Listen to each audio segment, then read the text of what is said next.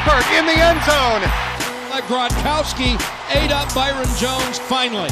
Welcome back, old man. Antonio Gates, number 101 in his Hall of Fame career.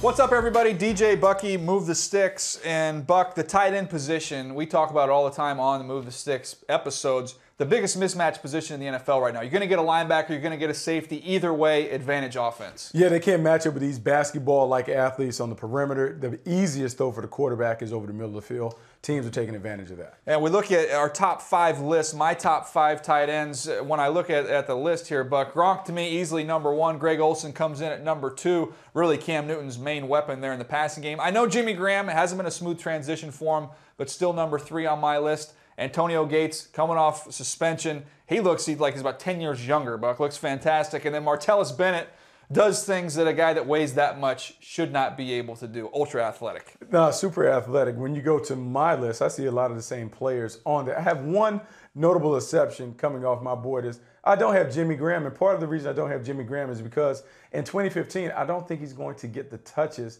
that deserves him, that merits him being in the top 5. So I dropped him down because it's a year-to-year deal. Tyler Eifert is a guy that I think is intriguing, really coming on like gangbusters. He is a young player that I think we need to keep our eyes on. And as we look at some tight ends here, I want to play a little comparison game here, just in terms of who you think the better talent is.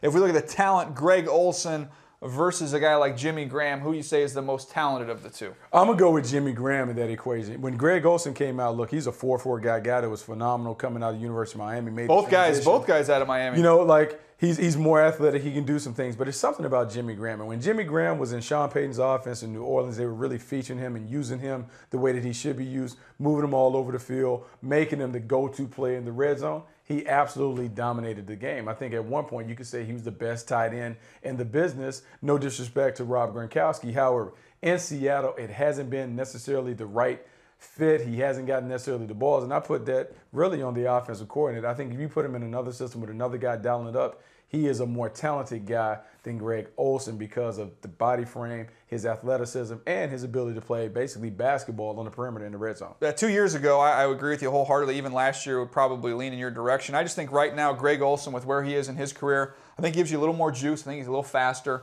I think he's a little more physical. I think the toughness, which has been in question with Jimmy Graham at times, I don't see that same issue arise with Greg Olsen. And look, if Jimmy Graham's not getting you the touchdowns, the high-volume touchdown catches, he's not going to help you in the run game at all. So to me, I think just of what we've seen with him in Seattle especially, I think Greg Olsen is a better football player right now at this point in their careers. He's a better fit. Look, I dropped him off that top 5 list because I'm not getting the production that I want. But if it's just a pure, we're going to the park playing pickup, I'm going to take Jimmy Graham. I think Jimmy Graham ultimately can do more things. We've seen him split out. We've seen him do things away from being that attached position.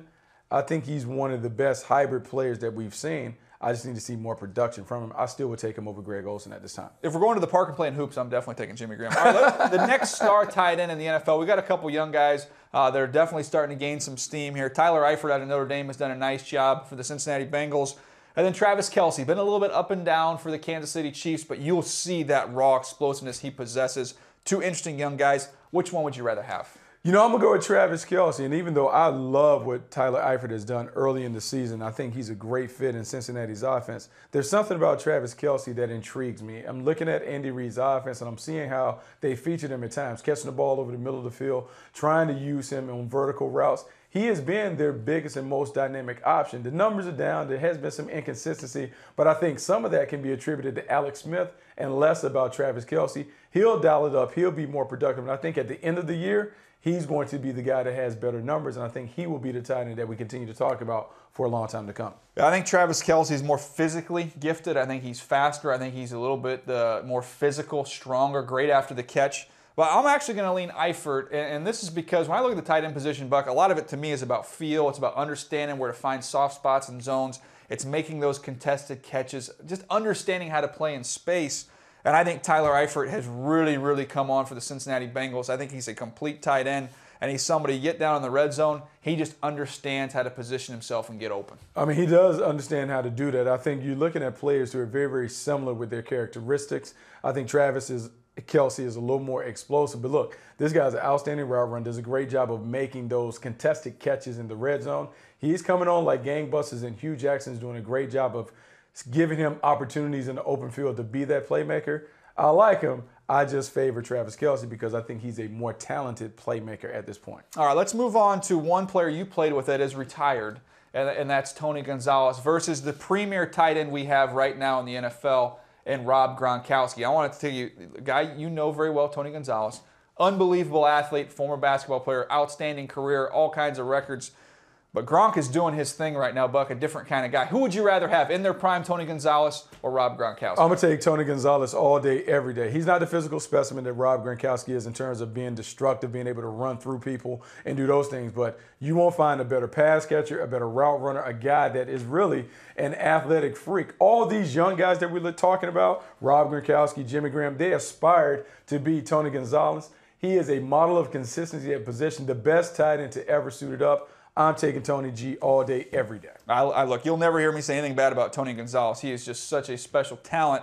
But if I'm comparing them side by side, I think, okay, the stuff that he does so well is position himself, post guys up, contested catches. Play basketball, absolutely. He does that. Tony Gonzalez does that. But I take Gronk because Gronk gives you all that stuff, and then he gives you that added dimension after the catch. Gronk will run you over after the catch. Gronk will run away from you after the catch. And to me, that's why I give him just the ever so slight edge over Tony Gonzalez. I really think they're kind of different guys. They're different, certainly, in the way that they play. I mean, you're talking about the physicality and toughness and tenacity of Gronkowski versus kind of what I say, the fluidity and savvy and craftiness of Gonzalez. Both have been very, very effective. But look, Tony G has all the numbers.